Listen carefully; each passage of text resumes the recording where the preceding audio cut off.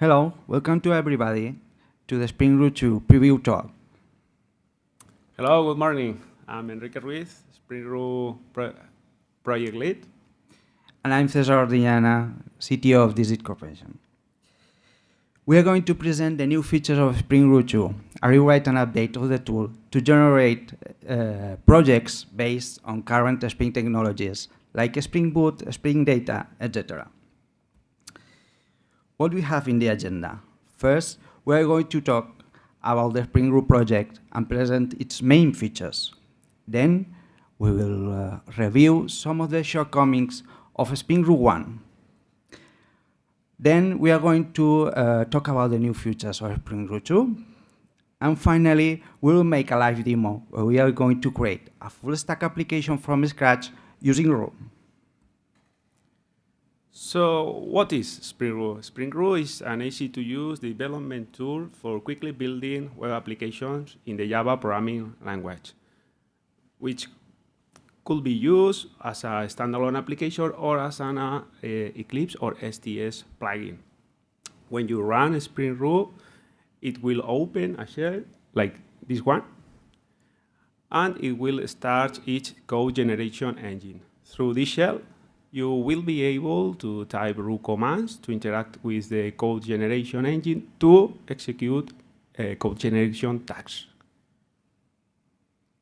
Well, this is very important. Spring Roo is not a framework or a library. It's a development tool. It can be compared to frameworks like Spring Boot or Spring Framework itself. These are some of the main features of the Spring Roo engine. It provides a code generation engine which generates code with a whole separation between the code generated by a programmer and the code generated by Roo. The programmers work on Java files, and Roo generates code on AspectJ ATD files. And then the Java compiler will unify them in the final Java classes. That isolation is very important because that way Roo won't overwrite the code in your Java files. Roo also provides two types of code generation, passive and active. The passive code generation is the way Roo reacts to the commands you run in the Roo shell, while the active code generation is activated when Roo detects changes in your project.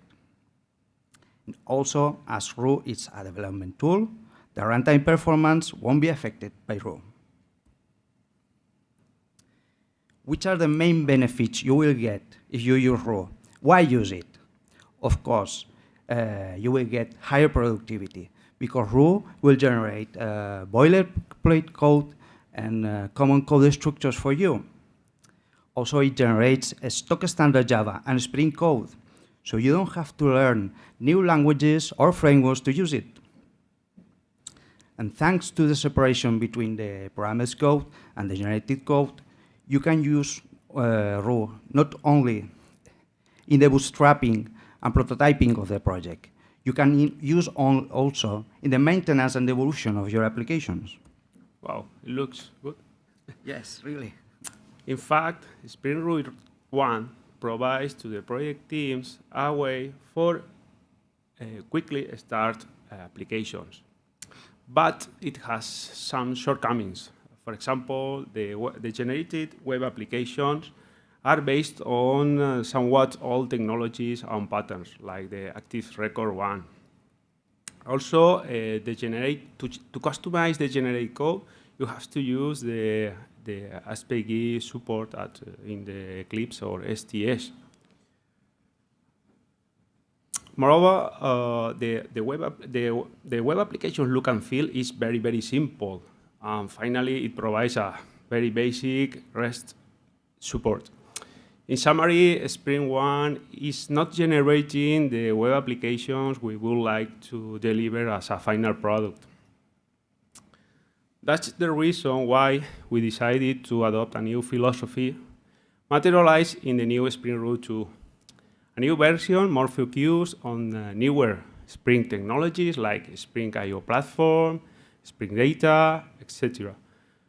In fact, Spring Roo 2 is generating Spring Boot applications.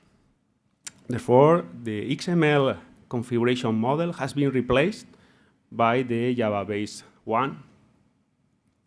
Also, Spring Roo 2 is generating as few code as possible, letting the other Spring technologies to do their work.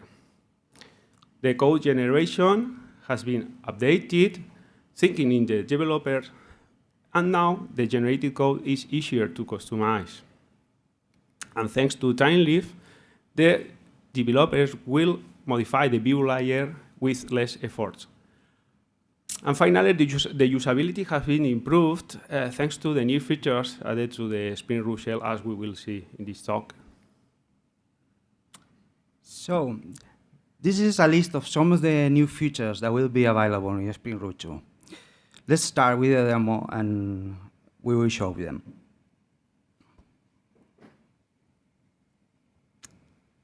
This is the Spring Tool Suite with the Roo plugin and the second milestone of Spring Roo. We are going to create for the demo a small application to manage the Spring I/O tickets.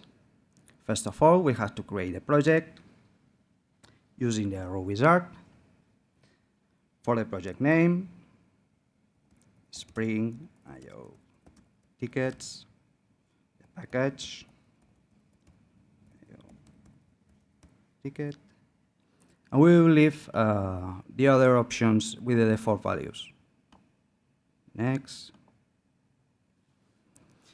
Now Roo is going to create the skeleton of the project and open the Roo shell.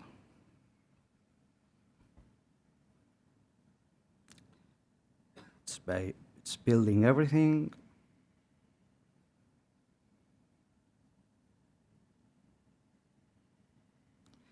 And now it's ready. I'm going to show you some of the main files that have been generated. First, the log Roo file, where Roo will write all the commands you run in the Roo shell. So you will have a log of all the commands used in your projects. Another important file is the Maven POM.xml file. As you can see, Spring Roo is generating Maven-based projects that extend the Spring I/O platform. Also, Spring Roo adds the Spring Boot Starter, Spring Boot Starter Test, and Spring Boot DevTools dependencies. And look how Spring Roo has created a Spring Boot main application. So, what we should do now? To know what we should do with Roo, we can use the hint command. The hint command will tell us a guidance of the next steps to perform in our project. So, hint tells that we must create the persistence layer and we must use the API setup command. We type the API setup command and we hit control space. Roo will autocomplete the available parameters. If we hit control space again, Roo will show us the available persistence engine providers. Choose Hibernate, for example, and we set the database to Postgres. Finally, if we hit control space, Roo will show us all the remaining database connection parameters. One of the usability improvements in this new version is the command parameters dynamic visibility. From now on, the command parameters will become visible or hidden depending on the previous parameters. For example, if we change Postgres to H2 database in memory, there is no need to set other database connection. So Spring Roo will hide them. We create the persistent layer. Look how Spring Roo has updated the POM.xml file and with the Spring Boot Starter data JPA and H2 dependencies. Moreover, Spring Roo has created the Spring Boot application properties and set the database connection properties. Okay. Now we have set up our GPA provider. So we are going to create entities of our domain model. I'm going to start by creating a first entity for the tickets. To do that, I'm going to use the entity GPA command.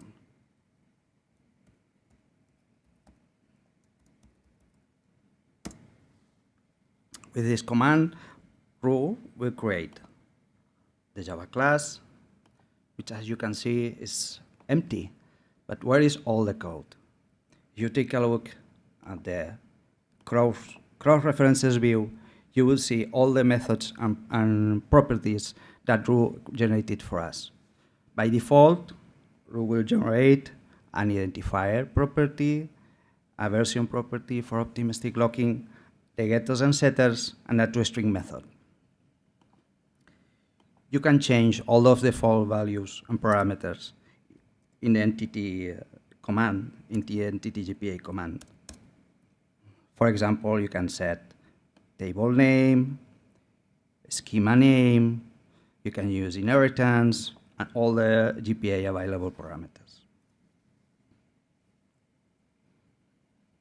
Okay, now I'm going to add files to the entity. Of course, I'm going to use a command. We have the fill command. With them, I'm going to add two new properties, a name property and the price of the tickets. I'm going to select string type, name, oops, the name. Also, the command allows us to set here the validation options. I'm going to set a minimum size of 5 characters and a maximum size of 50 characters. And next, the file for the ticket price. It's a number, price, whose type. I'm going to choose, for example, integer, and also some validation options. I want it to be greater than 0 and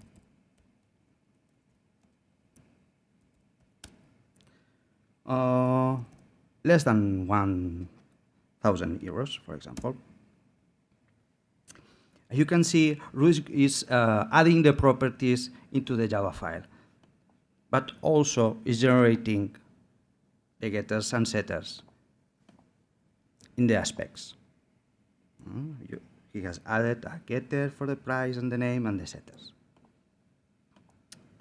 You have another option to add properties to your entities, which is directly into the Java code. For example, if I add a property for the available quantity of tickets,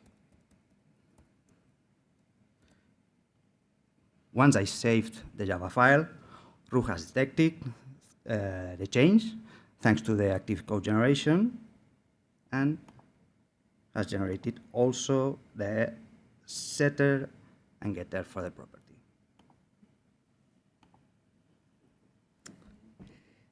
Next, I'm going to show you how to customize the code generated by Roo. But before, I'm going to use a new Roo command, which is the test unit command, which will create the skeleton of a test for a Java class. As always, it has created the ticket test class, and if we open it, it seems to be empty. But the same, if we take a look at the cross-references view, we will see the generated methods.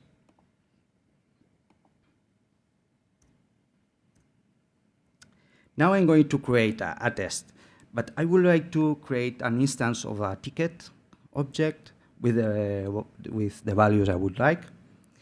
And for that, the best way is to create a setup method. But if you take a look at the generated code, Roo has already created a setup method.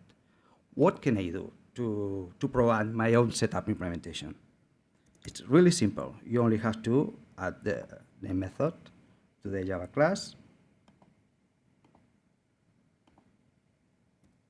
Let's import everything.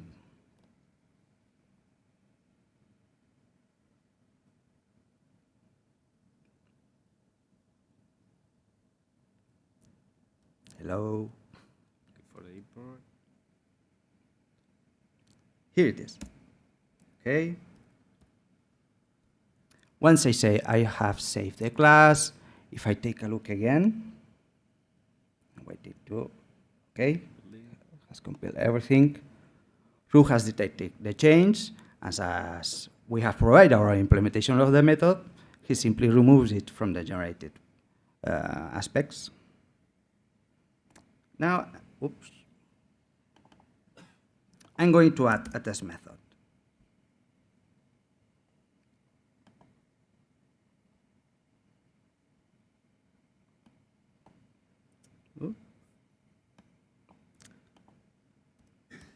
Read, save, add the imports. Okay. It is a simple test method that will check that the generated string of this toString method is the one that I would like. If I run the test, it fails. Oops.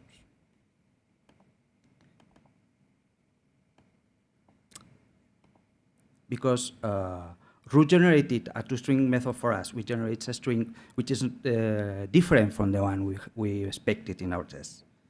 So I would like to update that toString method. So I don't want to generate a full implementation of this toString method. I only want to customize it a little bit. How can I do that? I would like to take the code generated by Roo and move it to the Java class. That process is what we call it the pushing refactoring. In Spring Roo, to be able to do that, it was a bit difficult. You had to open the aspect file where the method is located, then open the outline view, select the method, go to the refactor menu, and select pushing. We didn't like that. So we have added a new method, a new command, just called pushing. Yes. Let's move it. It is a very powerful command because it allows to pushing to move code generated by Roo to our Java files, and you can move single methods, classes, packages, or with the all option, all the code in your project. But I only want to push in the toString method in the ticket class.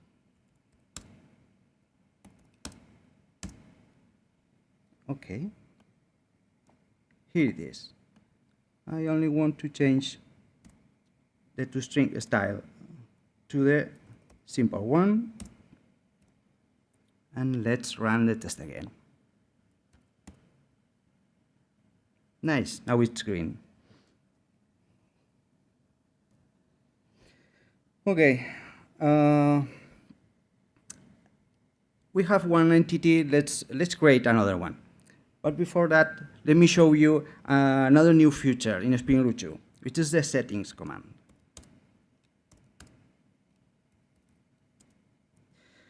It allows to set the configuration of some Roo commands in the project.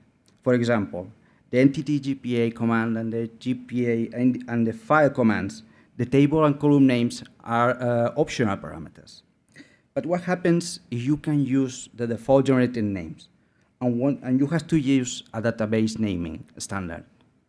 It would be nice if those parameters were mandatory so you don't forget to add them when you create your entities. And there is a property just for that. Auto-completion is still not working in that command, so I'm going to copy it.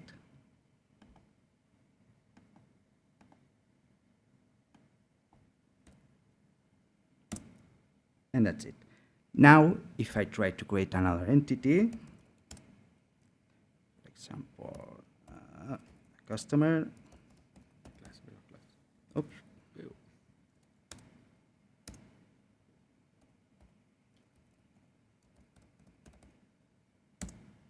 Now the table name is mandatory. I'm going to leave the property with the default value to go a bit faster. False and false. Okay. Now, what can we do next?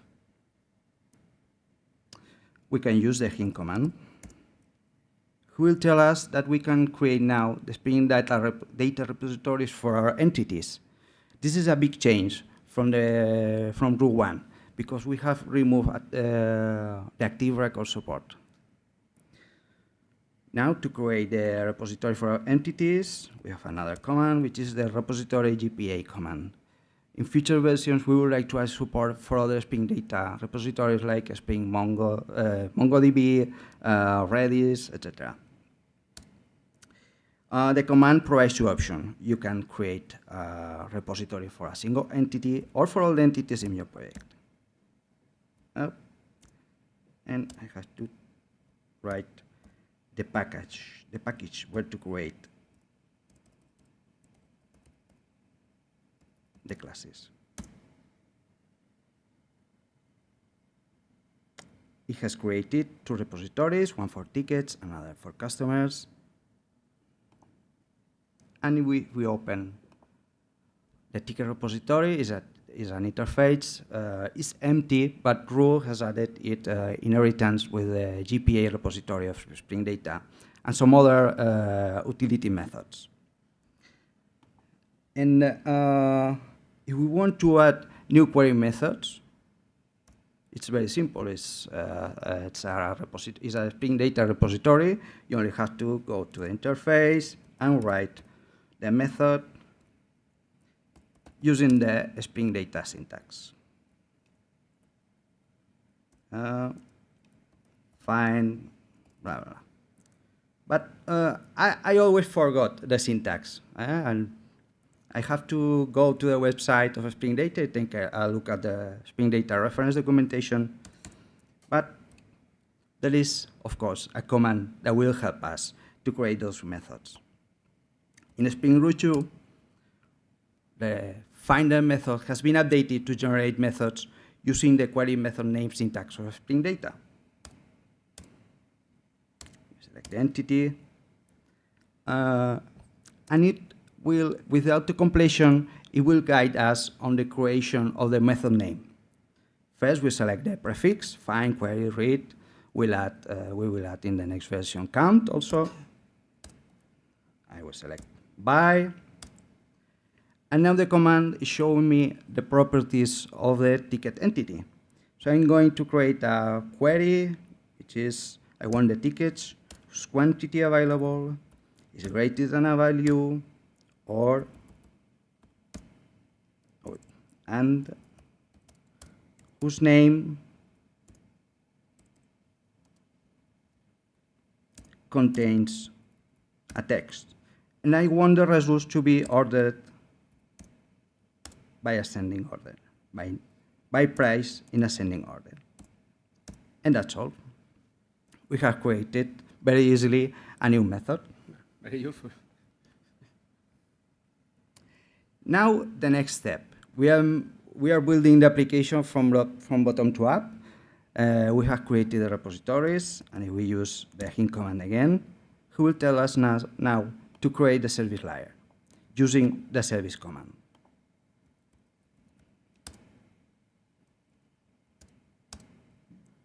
And it's very similar to a repository command. You can create a service for a single entity or for all the entities in your application. You have to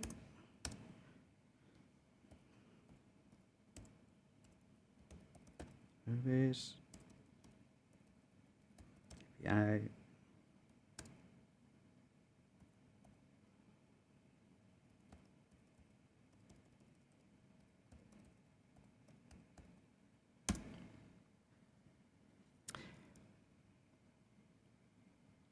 And with that command, we have created the service for the ticket entity.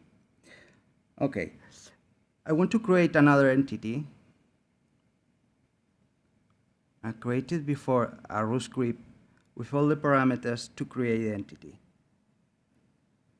I want to add an entity to model customers who buy a ticket. So we have the entity GPA command, some files to add a customer, and also a file command to add a one-to-many relationship between tickets and the customer that had bought that ticket. I don't want to write all the commands, so I'm going to use the script command.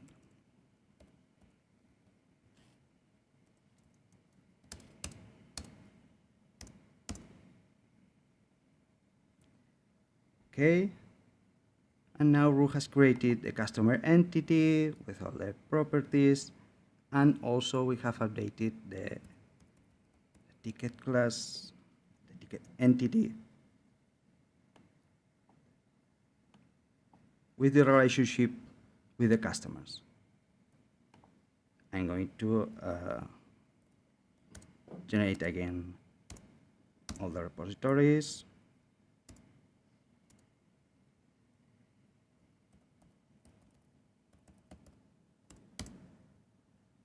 And the services. For that entity. Okay. Good. We take a look at the services, as always. In the cross-reference view, we can take a look at all the methods that Roo created for us. These are some basic management methods for the entity. And the implementation is based on the users, the repositories that we have created before. Okay, so we now have arrived to from the bottom up. Yeah, we can add a method. No. No? Okay. So now, once we have the service layer ready, it's time to create the presentation layer. Spring Roo 2 provides two options to create the presentation layer. The first one is to create a presentation layer composed by a control layer only. So we can create REST-based applications. Another option is to create a presentation layer composed by a control layer and a time-lived view layer. Time-lived is currently the default view layer technology we use in the Spring Roo 2. Spring Roo 2 is ready to support distinct view layer technologies, and we hope in a future we could add the ones like Angular, for example. So, to create the persistence layer, we have to add to our application the web support. To do that, we have to use the MVC setup command, and Roo will perform all the changes needed in our project. Then let's go to create a full REST API to manage our domain model. To do that, we have to use the web MVC controller all command, and Roo, let me to set the package, and Roo will create one Spring MVC controller for each entity. As always, Roo has generated empty controllers, but with the default methods. It has generated a create method, delete methods, update method for single entities, and create, delete, and update for collection of entities.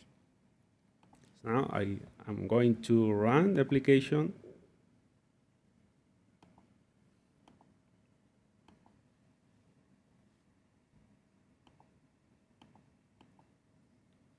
Look, that is a typical Spring Boot application.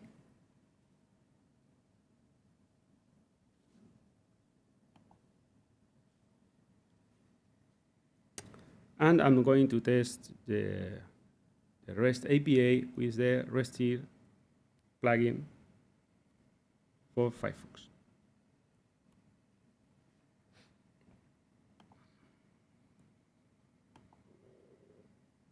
For example, I'm going to create a single entity with a single entity with a request to the /tickets URL, HTTP method post, headers, content type, application JSON, accept application JSON, and the body is a JSON message that contains the entity I would like to create. Change the query, the request, and as you can see, the response contains the new entity in the system with its own ID. I'm going to create a collection of entities. It's the same, but the URL is /tickets/batch, and the body contains a list of entities. I send a request, and again, two new entities have been created. And for example, I'm going to execute a query through the REST API, simple get, headers, and the response will give us the entities in the system. Okay, so at this point, we have a full Spring MVC application working. And now we are going to create the view layer. As always, it's really easy. You have to use a Roo command, web MVC, view, setup to install in our project all the artifacts needed for a view layer. Oops. Type. Now, Spring Roo 2 supports different, as I said, different view layer technologies. So we have to tell to the command which of them we want. In that case, sign leave, and Roo performs the work. Before generating the view layer, let me to show you a new feature of Spring Roo 2 that lets the developers to customize the view layer generation. Before, Spring Roo 2 uses a new system based on free marker templates to generate the sign leaf layers. Also, it provides a new command, web MVC templates setup type sign leaf that will install in our project the free marker templates that Spring Roo 2 uses to generate the sign leaf pages. So the developers can edit, for example, the template that generates the page that shows a list of entities, and for example, we can add a simple customization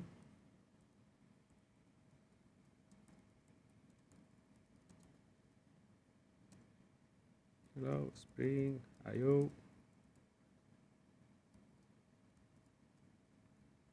For example, say, and now we are ready to generate the view layer. We use the web MVC controller command again, all package web, and response type, we will add sign leaf response type. And Roo will generate the sign leaf pages needed to manage our domain model. Also, Roo has added to our controllers the methods needed to interact with the model, view layer, view resolver, and view resolvers. So we'll start the application. I think it's all.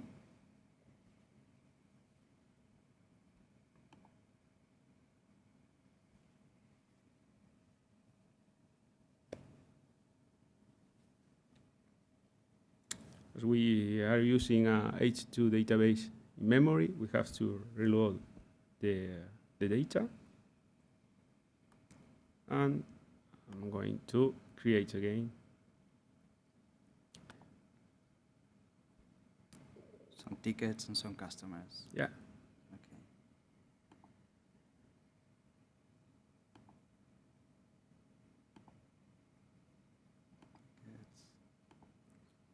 And the customers. Yeah. Now, if we open our browser, we have the application working. Very different from what we had with the Spring Roo 1. As you can see, the new look and feel that generates Spring Roo is based on Spring Boot 3, uses jQuery, HTML5, CSS3. It's a responsive interface. And by default, you have the default options to manage the domain model. For example, create new customers. These customers, look how the new Spring Roo 2 has generated our list pages with the customizations we did in the free market templates.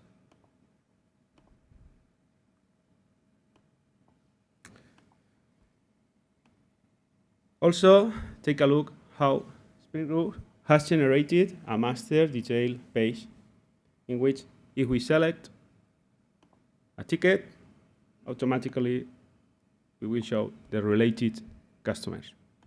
It is using the one-to-many relationship between tickets and customers. Yeah. As well as in the show page, for one entity, we have the related customers by default. Okay. Can we take a look to the create ticket form? But at the beginning, I told that you can use Spring Roo also for the maintenance and evolution of your project.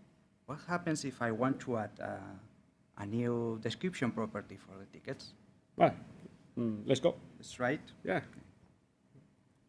To try to add a new field to one entity, for example, the ticket entity, file, string, file name, description, for example, and Roo updates all our application layers. And if we reload the page, it's working, loading, yeah, it's reloading. We reload the page. Look how the new field is here, as well as in the table. Okay, so we have finished the demo. We have seen some more or less a list of the new features of Spring Roo 2. And here it is, the roadmap. Yeah, Spring Roo 2 is scheduled to be released at the end of the year with the features presented in this talk, and as well as those new features. We would like to add DTO support to carry the data between the application layers easily.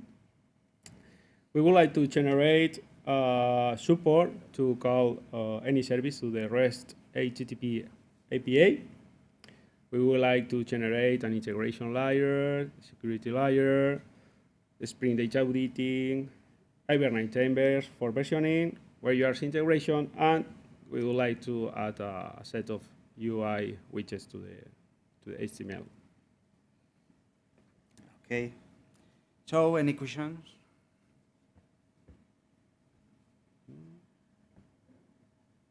What? Yes.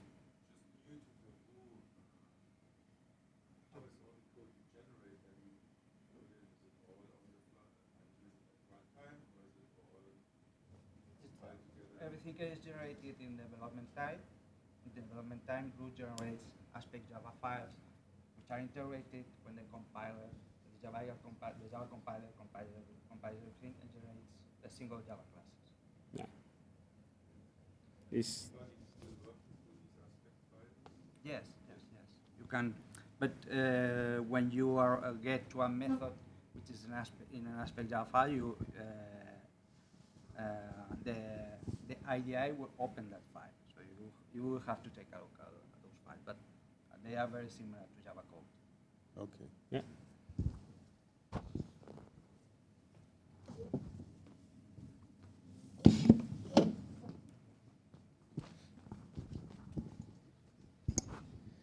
How does it work with Lombok if you're using that to use your getters and setters? A good question.